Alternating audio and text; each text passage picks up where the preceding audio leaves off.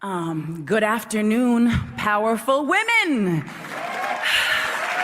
And all those who are here to support us. It really is such an honor to be here with all of you. Congratulations, Aquafina, Bree, Dana, Jennifer, and the legendary, incredible Shaka Khan. It's really interesting, these monitors, you like reading backwards and then you're reading forwards. I don't know, I'm just going with the narrative of what's been happening tonight. Thank you, Variety, for creating this gorgeous moment where we can all celebrate and inspire each other. Today I want to focus on the children in the room, every little girl living inside each of the amazing women here. What I just read to you, or actually what I was reciting to you, were the lyrics from my song Close My Eyes that I wrote for my album Butterfly.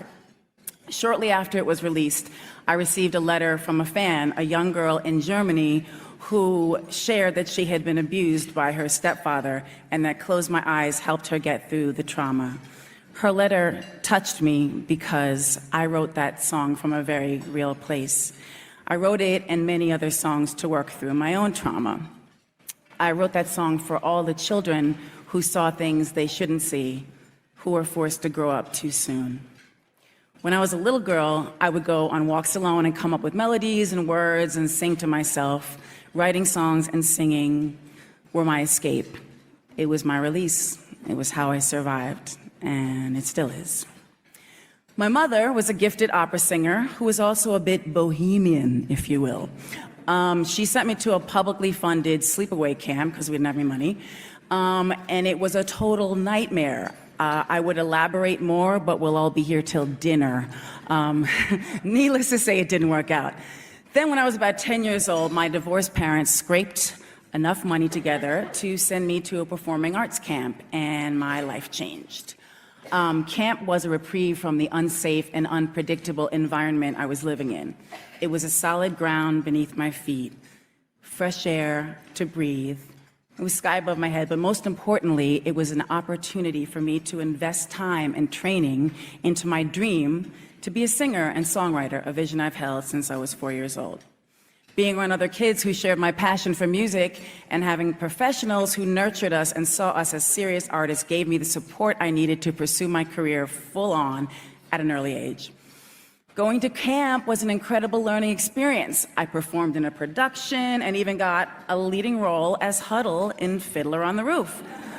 I was thriving until the racist choir director saw my black father, and then I never got a leading role at that camp again, but that's another luncheon.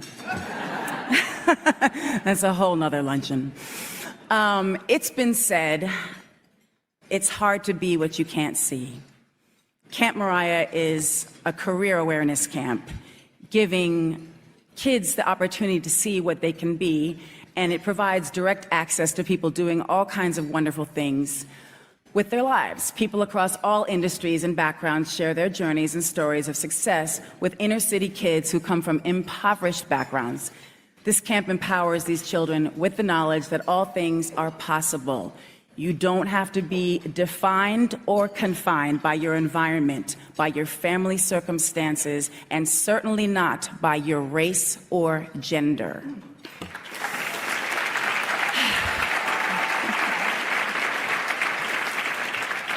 Oh, God. I started this camp 25 years ago, and if you don't see what an accomplishment that is for a 2-year-old child...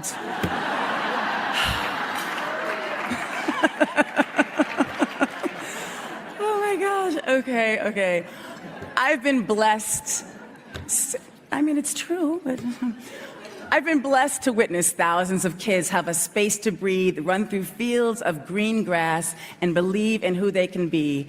And that is one of the greatest honors of my entire career.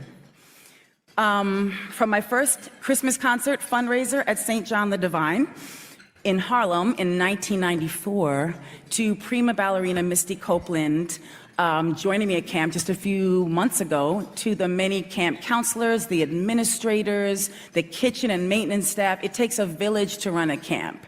And I'm so thankful for them doing the day-to-day. They are the real heroes of Camp Mariah. Thank you, Fresh Air Fund, for allowing me to realize these dreams, and for the powerful women who fight like warriors and champion the important work of the organization. I have to thank Fatima Shana, Jenny Morgenthau, and the late Susie Newhouse, who, she was an angel. She guided the Fresh Air Fund for many, many years. May she rest in peace. I'm grateful they have blessed not only my life, but the lives of more than 15,000 wayward children for the past 25 summers. When I was a little girl, I made a promise to myself that I would never forget what it felt like to be a child. Camp Mariah helps me keep that promise. Okay, so I was 18 years old when I got my first record deal. A lot of very powerful men controlled my career, what I wore, who I worked with, and every aspect of my overall image. Believe me, that can be very intimidating and confining to a young girl just getting started, trying to express herself artistically.